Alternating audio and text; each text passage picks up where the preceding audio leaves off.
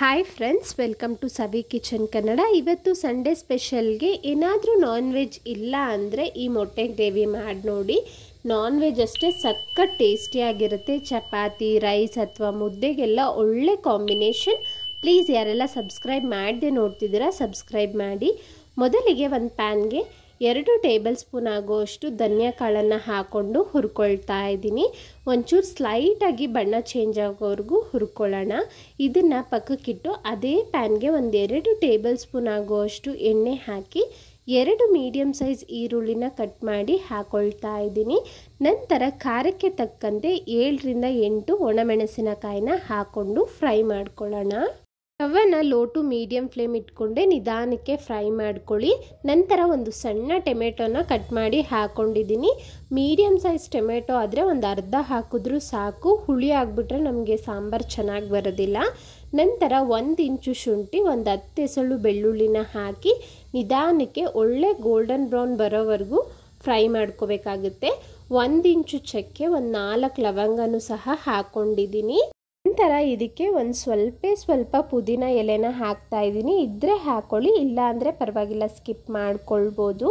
ಈ ರೀತಿ ನಿಧಾನಕ್ಕೆ ಫ್ರೈ ಮಾಡಿಕೊಂಡು ರುಬ್ಕೊಳ್ಳೋದ್ರಿಂದ ಸಾಂಬಾರು ಒಳ್ಳೆ ಟೇಸ್ಟ್ ಕೊಡುತ್ತೆ. ಈಗ ಎಲ್ಲವನ್ನು ಮಿಕ್ಸಿ ಜಾರ್ಗೆ ಟ್ರಾನ್ಸ್ಫರ್ ಮಾಡ್ಕೊಳ್ಳಿ. ಆ ಧನಿಯಾ ಕಾಳನ್ನು ಹಾಕಿದ್ದೀನಿ.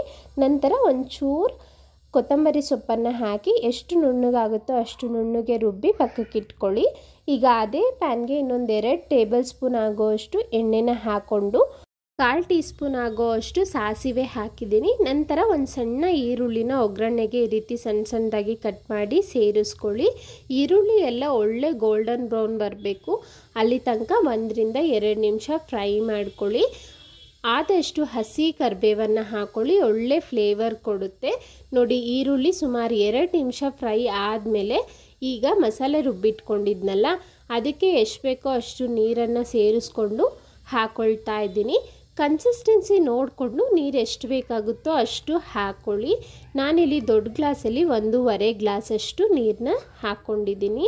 ಈಗ ಇದಕ್ಕೆ 1/4 ಟೀ ಸ್ಪೂನ್ ಆಗುವಷ್ಟು ಅರಿಶಿನ, ರುಚಿಗೆ ತಕ್ಕಷ್ಟು ಉಪ್ಪನ್ನು ಹಾಕ್ಕೊಳ್ತಾ ಇದ್ದೀನಿ. ಈಗ ಇದನ್ನು ಚೆನ್ನಾಗಿ ಕುದಿಯೋದಕ್ಕೆ ಬಿಡಬೇಕು. ಸುಮಾರು 2ರಿಂದ 3 ನಿಮಿಷ ಸಾಂಬಾರು ಚೆನ್ನಾಗಿ ಕಾದಿದೆ. ಈ ರೀತಿ ಚೆನ್ನಾಗಿ ಕುದೀತಿರ್ಬೇಕಾದ್ರೆ ಮೊಟ್ಟೆನ ಒಡೆದು ಹಾಕ್ಕೊಳ್ತಾ ಇದ್ದೀನಿ. ನೀವು ಬೇಯಿಸ್ಬಿಡ್ಬೇಕಾದ್ರೂ ಹಾಕೋಬೋದು, ಬಟ್ ಈ ರೀತಿ ಮಾಡೋದ್ರಿಂದ ಮೊಟ್ಟೆ ಸಾಂಬಾರು ರುಚಿ ಅಂತೂ ತುಂಬ ಚೆನ್ನಾಗಿರುತ್ತೆ. ಮೊಟ್ಟೆ ಹಾಕಿದ್ಮೇಲೆ 1 ನಿಮಿಷ ಗ್ಯಾಪ್ ಬಿಟ್ಬಿಡಿ. ಪುಡಿ ಆಗಿಬಿಡುತ್ತೆ ತುಂಬ ತಿರುಗಿಸ್ಕೊಟ್ರೆ. 1 ನಿಮಿಷ ಆ ಕಡೆ ಈ ಕಡೆ ಎರಡನ್ನೂ ಫ್ರೈ ಮಾಡ್ಕೊಳ್ಳಿ. ನಂತರ ಇದಕ್ಕೆ 2 ಬೇಯಿಸಿರೋ ಮೊಟ್ಟೆನೂ ಸಹ ಹಾಕ್ಕೊಂಡಿದ್ದೀನಿ. ಆಪ್ಷನಲ್ ಇದು. ಚೆನ್ನಾಗಿ ಸಾಂಬಾರೆಲ್ಲ ಕಾದು ನಿಮಗೆ ಗ್ರೇವಿ ಥರ ಬಂದಿದೆ. ಈಗ ಸ್ಟವ್ನ ಆಫ್ ಮಾಡಿಕೊಂಡು ಕೊತ್ತಂಬರಿ ಸೊಪ್ಪನ್ನ ಮೇಲೆ ಹಾಕ್ಕೊಂಡ್ರೆ ಮೊಟ್ಟೆ ಸಾಂಬಾರು ರೆಡಿ ಇದೆ. ನೋಡಿ, ಮುದ್ದೆಗೆಲ್ಲ ಒಳ್ಳೆ ಕಾಂಬಿನೇಷನ್. ನಾನು ಇದೇ ರೀತಿ ಹಲವಾರು ರೆಸಿಪೀಸ್ನ ಡೈಲಿ ಅಪ್ಲೋಡ್ ಮಾಡ್ತಿರ್ತೀನಿ. ಮೊದಲನೇ ಸರಿ ನೋಡ್ತಿರೋರು ಸಬ್ಸ್ಕ್ರೈಬ್ ಮಾಡಿ. ಹಾಗೆ ವಿಡಿಯೋ ಇಷ್ಟ ಆಗಿದರೆ ನಿಮ್ಮ ಫ್ಯಾಮಿಲಿ ಫ್ರೆಂಡ್ಸ್ ಜೊತೆ ಶೇರ್ ಮಾಡಿ. ಲೈಕ್ ಮಾಡೋದನ್ನು ಮರಿಬೇಡಿ. Thank you so much.